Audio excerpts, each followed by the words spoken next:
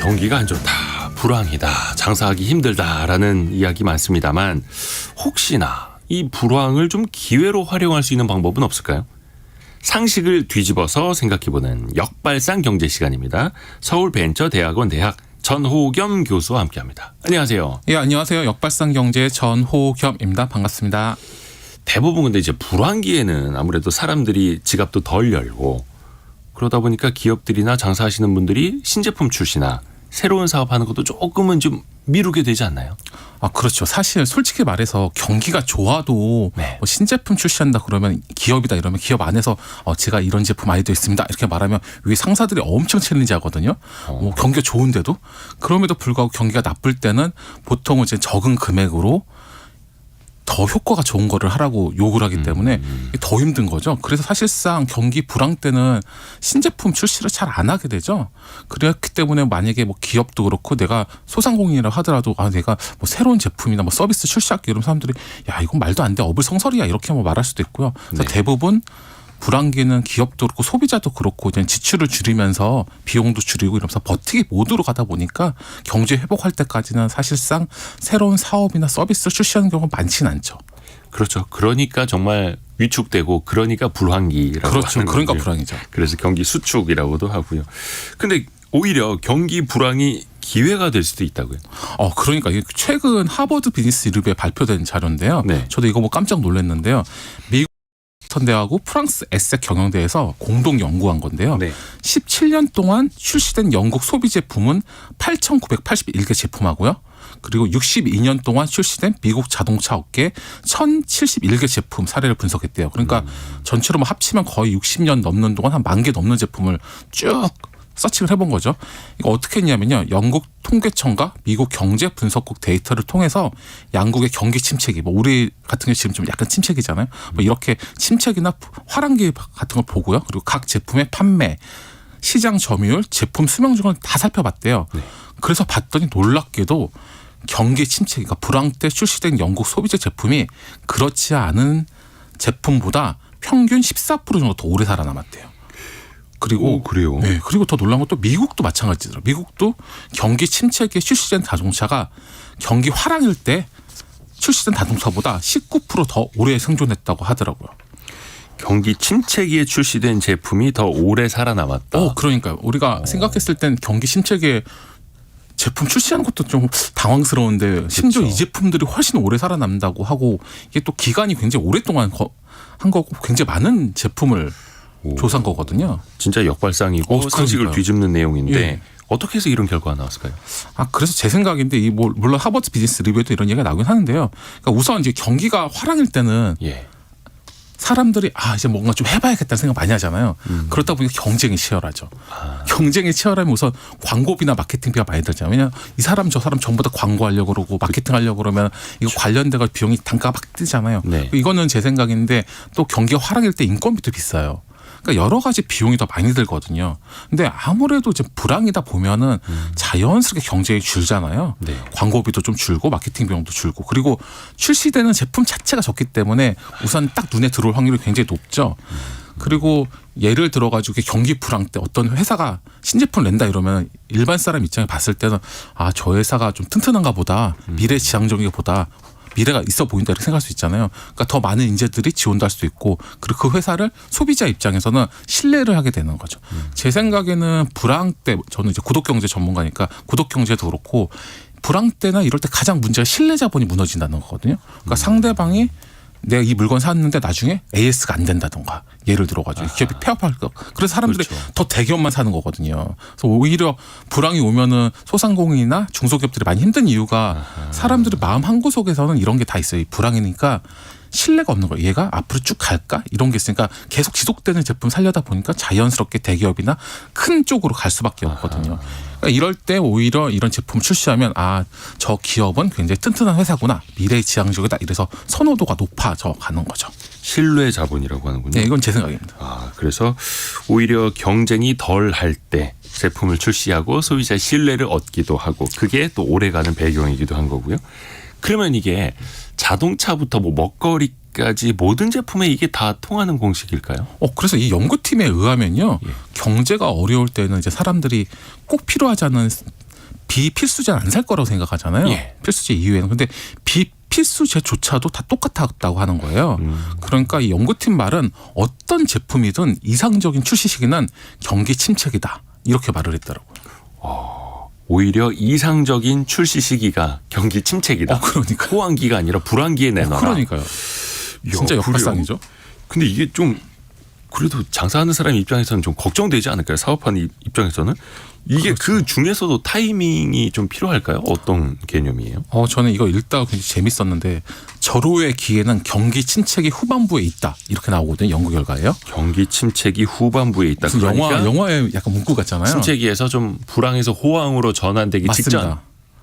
맞습니다. 그러니까 이제 일반적으로 생각하기에는 이제 경기가 화랑이다가 갑자기 불황이 보통 오잖아요. 요즘 최근에도 그렇지만 그러면 사람들이 그 전에는 약간 화랑일 때 돈을 모아놨고 그리고 그 해직 전이거나 뭐 실직 전일 수도 있고 물론 뭐 직장을 다닐 수도 있지만 그렇게 여유가 있기 때문에 궁극적으로 돈이 있으니까 불황에 첫 시기에 내는 게 더 좋을 거 생각하는데 오히려 그렇지 않다는 거죠. 왜냐하면 사람들이 불황에 익숙해져 가지고 하반기가 되면 이제 지갑을 열 수밖에 없대요. 그때 제품을 내면은 제품이 뜨면서 또 화랑을 맞이하잖아요. 네. 그러니까 날개도 파니까 이게 오히려 이때가 더 좋다 이렇게 이야기하고 있죠. 근데 물론 이제 결과론적으로 그때가 좋았다라는 거지. 그 그렇죠. 타이밍을 맞아요. 지금 잡기란 정말 어려운 거죠. 그걸 알면 사실상 지금 그러니까 경기 침체기 후반부, 경기 호황기가 돌아오기 직전을 잡을 수만 있다면, 그렇죠. 자, 그래서 많은 사람들이 조금 더 지켜보다가 그래도 경기 좀 회복이 되고 돌아서는 모습이 나타나면 그때부터 좀 사업을 더 벌여보는 게 어떨까라는 생각을 하기 쉽잖아요. 맞습니다. 그래서 아까 말했던 거 연장선상인데요. 이게 궁극적으로 이제 경기가 화랑이라는 시그널이 나오면 그때부터 기업이나 뭐 사람들이 새로운 제품과 서비스를 출시하잖아요. 또 그럼 그때부터 경쟁이 막 치열해지고 혼란이 시작되고 여러 가지면서 어렵거든요. 그래서 보통의 경우에는 이제 경제 화랑이 시작될 때쯤에 이제 사람들 돈도 쓰게 되고 일도 하게 되고 공장도 돌아가니까 그때 수요가 반등하기 때문에 대부분 그때 가장 좋은 시간 누구나 알고 있는데요. 그때가 되면은 다들 하기 때문에 사실상 경쟁이 어렵기 때문에 그 전에 한 발자국 정도 반 발자국 정도 먼저 하는 게 훨씬 좋은 거죠. 그래서 이 연구진은 계속 후반기 하라고 말하고 있고요. 근데 사실 아까 말씀하신 것처럼 우리가 그때를 안다 그러면 사실 얼마나 좋겠어요. 그게 그렇죠. 사실 기업 경영자의 인사이트고 또 소상공인이나 중소기업 하시는 분들 입장에서 그게 바로 그렇기 때문에 우리가 성공회감을 이렇게 많이 듣는 거잖아요. 이제 그런 인사이트를 키우기 위해서요. 그게 바로 인사이트 통찰력이고 맞습니다. 어떻게 보면 이제 사업하는 사람들의 배포일 수도 있는 거고요. 또 약간 다른 시각에서 보면은 그만큼의 리스크 테이킹을 또 해야 된다. 위험 감수를 하고 배팅을 해야 된다라는 말일 수도 있겠네요. 맞습니다. 예, 모두가 이제 피하려고 할 때. 근데 이게 대기업 같은 입장에서는 뭐 한두 개 제품 실패해도 큰 타격이 없잖아요. 근데 중소기업이나 소상공인들 입장에서 보면 내가 오랫동안 준비한 건데 이거 실패하면 안 되는데 그래도 뭔가 불황기에 뭔가 시도를 하기가 더 어렵지 않을까요? 맞습니다. 사실 이게 소상공인이나 중소기업이나 영세기업 입장에서는 아까 말씀드린 것처럼 불황기에는 신뢰 자본이 굉장히 중요하기 때문에 뭔가 블랙홀처럼 사람들이 여러 개를 사다가 한두 개 사잖아요. 그러면은 그 한두 개를 이름 있는 브랜드나 이름 있는 기업을 살 수밖에 없거든요. 그러다 보니까 사실 어렵죠. 그리고 오히려 불황 때는 그 소상공인도 사실 좀 이름 있는 큰 식당이나 아니면 이름 있는 식당 같은 경우는 계속 잘 되지만 나머지 같은 경우는 좀 어려운 경우가 많잖아요. 그렇기 때문에 소상공인이나 중소기업 입장에서 사실 크게 두 가지로 볼 수 있는데 첫 번째는 이제 가장 많이 하는 게 이제 워낙 불황이다 보니까 저렴한 가격에 원래 있던 제품을 좀 싸게 제공한다든지 더 많이 제공하는 건데 이제 그렇게 되면은 규모의 경제가 안 되다 보니까 너무 지출도 크고 나중에는 좀 적자가 나가지고 경영에 어려움이 있을 수 있잖아요. 그러니까 저는 그것보다는 약간 이제 새로운 시장을 개발해야 된다 이렇게 보고 있는데요. 제가 얼마 전에 제가 떡볶이를 잘 안 먹는데 봤더니 로제 떡볶이라는 게 있더라고요. 그때 나온 지 오래됐는데요? 오래됐다 그러더라고요. 로제 떡볶이. 근데 제가 떡볶이를 원래 잘 안 먹어가지고 전호겸 교수님만 몰랐던 로제 떡볶이. 저는 잘 몰랐어요. 그래가지고 얼마 전에 어디 갔다가 이제 간식 시켜줬는데 너무 맛있는 거예요. 그러면 떡볶이를 로제에 섞어서 먹나? 그러니까 이거 보면서 이게 떡볶이 하면 사실상 우리가 대부분 다 빨간색이잖아요. 고추장 떡볶이인데 짜장 떡볶이까지 봤는데 로제인데 너무 맛있는 거예요. 그래서 이게 어떻게 보면 원래 있던 시장을 이렇게 업그레이드하거나 새로운 시장을 열 수 있잖아요. 제가 엊그저께인가 뭐 지난주에 홍대하고 신촌을 지나는데 뭐 이렇게 길거리 사진관이 많은 거예요. 네. 그러니까 이제 그 요즘에 사진 찍는 데가 엄청 많잖아요. 근데 엄밀히 생각해보면 우리 스마트폰에 고화질 카메라 엄청 많거든요. 달도 찍히고 요즘에. 그러면 사실 우리끼리 학생끼리 예를 들어 친구끼리 그냥 사진 찍고 SNS로 보내줘도 되는데 거기서 사진을 찍는 거잖아요. 그러니까 그게 약간 서로 추억을 공유할 수 있는 또 하나의 공간이 생긴 거고 또 하나의 새로운 사업 영역이 생긴 거잖아요. 그러니까 이런 식으로 보면 기존에 있었던 건데 약간 생각을 약간 바꿔서 역발상하거나 아니면 좀 이 시각을 좀 다르게 보면은 또 새로운 업종이 생기기도 하거든요. 그러니까 이런 것 쪽으로 바라보면 좋을 것 같습니다. 그 틈새 시장이 이럴 때 또 열리는 거죠. 맞습니다. 또 최근에 보면은 물가가 원체 많이 오르다 보니까 약간 중저가 맞습니다. 상품들, 중저가 서비스, 가성비를 앞세운 서비스들 상품들이 많이 또 굉장히 올라가죠. 잘 팔린다 하고 이게 참 그래서 그 시장을 보는 눈이 또 필요합니다. 맞습니다. 혹시 이제 자영업자분들이 저희 성공예감 이대호입니다 많이 들으시는데 자영업자분들이 좀 참고할 만한 혹시 좋은 해외 사례 같은 것도 있습니까? 최근에 가장 핫한 사례는 피트니스 센터 일본의 초코잡이라는 센터가 있는데요. 이게 갑자기 헬스장 뭔가 좀 체인 같은 맞습니다. 거예요? 예. 정확합니다. 이거 같은 경우에 2022년 7월에 문을 열었어요. 그러니까 지금 보면 2년도 아직 1년 반 정도 됐는데 이 헬스장이 일본에서 지금 1등이거든요. 전국에 1000개 점포가 넘었고요. 회원수만 100만 명을 돌파했습니다. 그럼 이게 도대체 뭔데 1년 반 만에 이 일본에서도 피트니스 센터나 헬스장 굉장히 경쟁이 치열할 때 1년 반 만에요? 그렇죠. 1등을 한 거죠. 압도적으로요. 예. 이게 굉장히 재밌는 게 요즘에 주변에 무인 카페, 무인 아이스크림, 뭐 무인 밀키트 카페 되게 많잖아요. 네. 여기도 무인 헬스장인 거예요. 무인 헬스장이 관리자가 없다. 관리자도 없고요. 심지어 여기는 뭐 딱히 와가지고 이렇게 알려준 사람도 없고 샤워실도 없고 사물함도 없는 경우도 있대요. 대부분 이제 뭐 PT 선생님들이 좀 그러니까요. 붙어서 좀 PT 받으시라고 할 텐데. 그러니까 이게 장점이 뭐냐면 우리 보통 동네에 가면 뭐 산자락에 운동기구 있잖아요. 아니면 네. 동네 가면 주변 공원에 운동기구 있고 아파트 단지에도 뭐 운동기구 그러는데 이제 그런 것처럼 여기저기 운동기구가 많은 거예요. 그래서 가서 편의점처럼 가서 운동하고 바로 오는 거죠.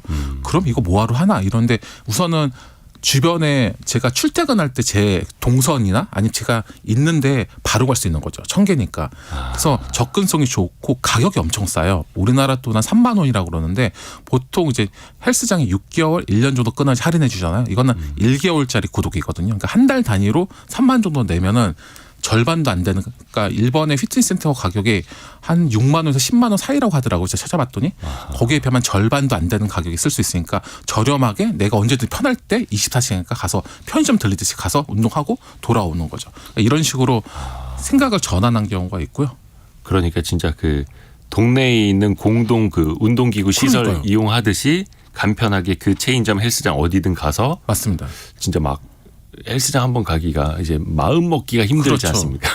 그러니까 뭐 그냥 지나가다 심리적 문턱이 있는데 지나가다 편의점 들리듯이 딱 들렸다 가면 되는 거죠. 이런 것도 이제 역발상이 되는 거예요. 맞습니다. 그래서 불황기에도 그 틈새 시장은 분명히 있다. 자, 서울벤처대학원 대학 전호겸 교수와 함께했습니다. 고맙습니다. 예, 감사합니다. 전호겸이었습니다.